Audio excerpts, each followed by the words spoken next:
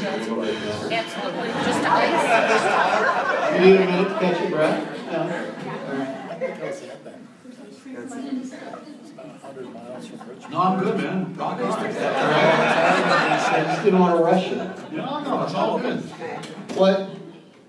We're excited to have you here, first of all. Thank you.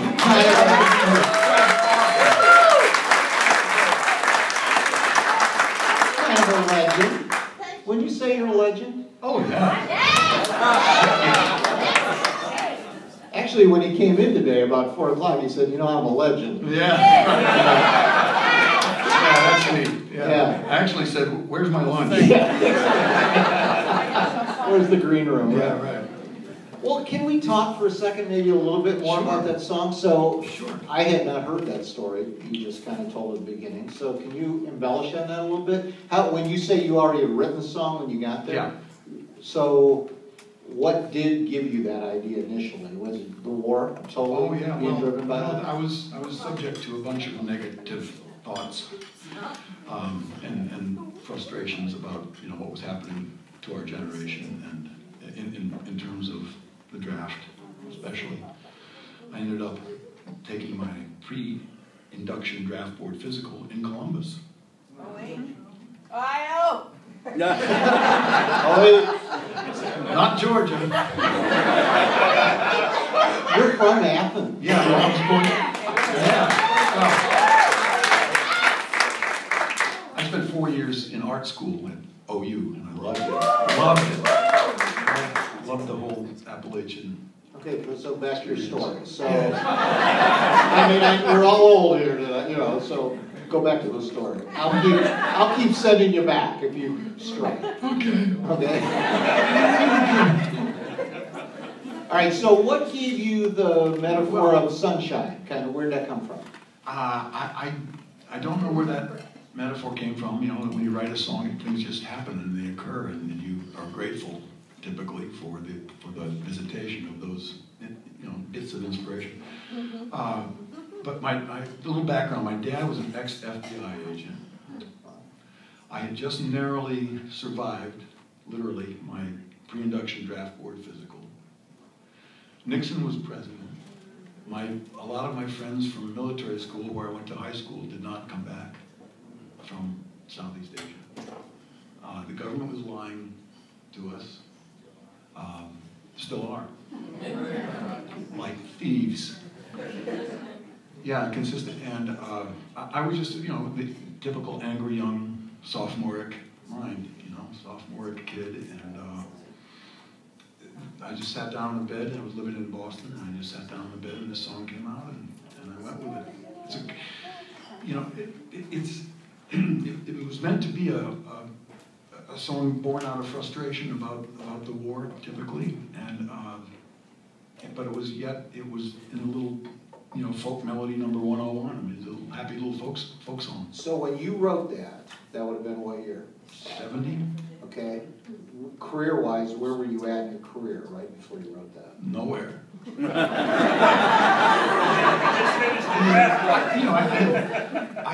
We became the best. I had a band in Athens, of course, and several of them. We became the best band by far in the northwest corner of southeastern Ohio.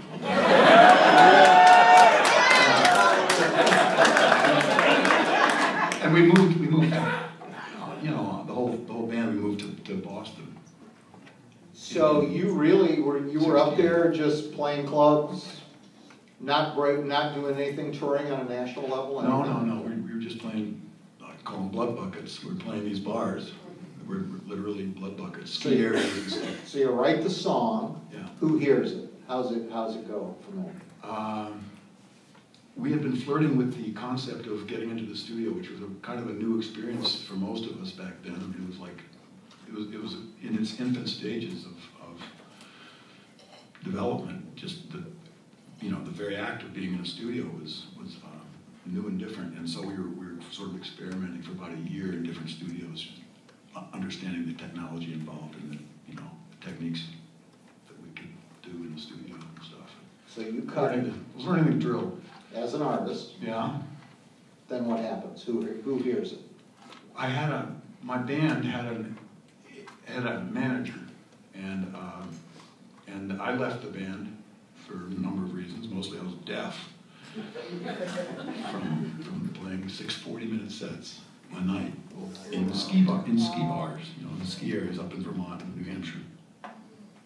And the manager kept me and dropped the band himself, so he actually was instrumental in organizing the sessions around that first album. He pitched it to a label? Yeah. What label? Who signed it? Capricorn. Capricorn. Walden, yeah, Phil Walden's label, who also did Alex Taylor and James's brother, older brother, and most notably the Allman Brothers. Oh, okay. So it gets released. Yeah. Immediately takes off? Does it go up the charts slowly? What happens? Some radio personality, they called them jocks then, picked Sunshine off the album and thought, catchy little tune. I don't think any of those disc jockeys back then knew that it was, my angry little tune about the war. Yeah. But that was okay. I mean, everybody who counted knew what it was about. Yeah. Like the veterans, for instance, came back with nothing but praise and respect for that song. Yeah. What an iconic song. I mean, it got to, what, 4, I think. It's on Billboard charts. 3, amazing 4. song. Kind of then, career-wise, that thing takes off. What happens to you? Oh, I'm in limos. You're in limos. Oh, yeah. I mean, almost instantly I'm playing big Touring immediately? Yeah, touring immediately, opening for Allman Brothers, Small Faces, B.B. King. I mean, me and my bass player, we made a deal. He and I made a deal.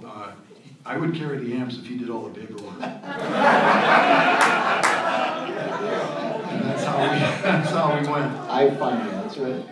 Yeah. Very exciting, isn't it? Yeah, it was. It was a really heady thing. And to anticipate your next question, my personal challenge was to not be changed by it. Not be changed by that incredible.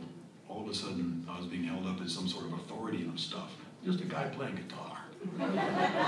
And so I was really consciously trying to stay like I was because I loved my life. I loved the people I was playing with, and I didn't want it to change. So. Well, I want to let the crowd get some questions, but real quickly, of all the places you played, like in your entire 40, 50-year career, is Port Clinton probably right at the top? Yeah. 3, maybe top 3? Well, yeah, well, it's certainly the most recent. Yeah. Good answer. So, I do want to real quick ask you for favorite kind of other artists you've been around. Wow. I mean, who have you played with, wrote with, whatever? Of all of them, who's the guy or the gal? Wow. I don't know. Like you mentioned Sean Colvin before. We're talking to Sean, by the way, for a date. We're trying to find a date. We think we're going to have Sean right here on the stage here sometime this year. I could come back. Well, you think you want to come back? I want to come back when Sean's here. Oh, yeah. You get you a seat in the front row. That's right. I'm all over. Come on, I really want you to pick one. Who is it? Allison. Allison Krauss. Yeah. I gravitate towards her work most often. Yeah, awesome. Can we take some questions from the crowd? Who's got some questions for John? They're $20. Oh, look how shy they are. They've been yelling stuff out the whole night. Now they're real shy. They don't want to raise their hand. Oh, wait. In the back. Back there. Oh, back there. Okay. I want to hear how you wound up in the Caribbean and where you went. I don't know. I just found myself, doing shows down there and getting to know more and more people. And pretty soon I thought, man, I could do this. But I could try this out. And just staying there and loving life. I was working up here in the States all along as well, but I went to St. Croix, the Big Island. Were you there really for a decade? Yeah. Really? Yeah. What'd you do?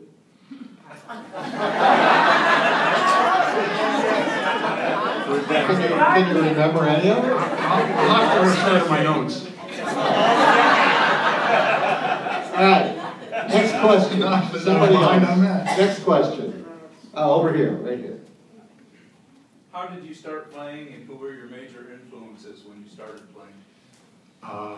Military school. I was in military school for high school years. I had never been around the guitar. I'd never seen a guitar up close, and the kid in the room next door had one, and I picked it up, and you know, the clouds parted, the angels sang,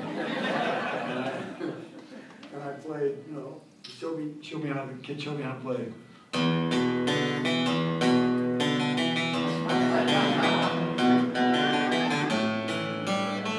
I was gone. I was toast. How was it? Influences. I grew up on a lot of black artists like Otis Redding and Ray Charles and Aretha and Gladys and I saw today at the airport coming down the concourse against me, covered, you know, being controlled by a cadre of handlers, Stevie Wonder.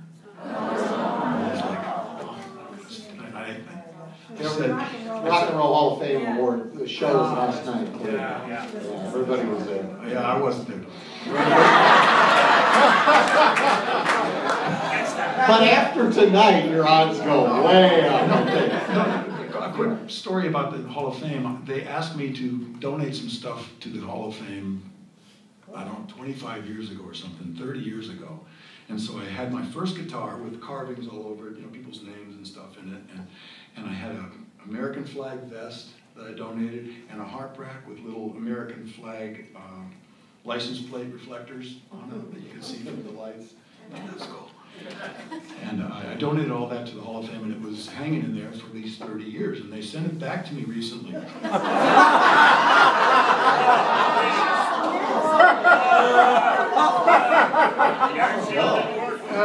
It seems your usefulness to us has expired. No,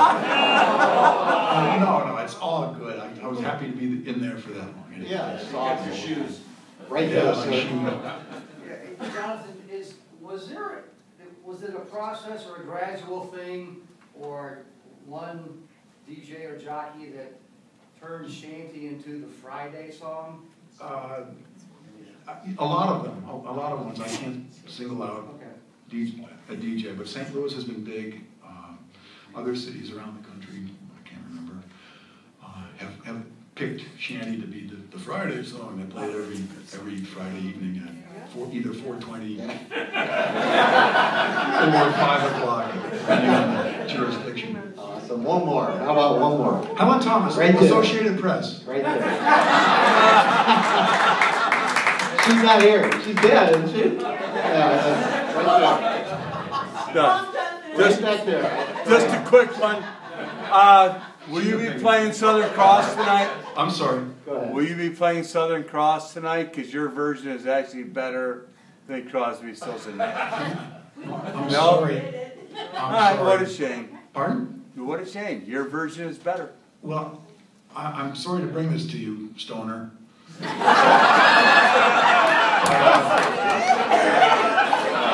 But I have never done that song.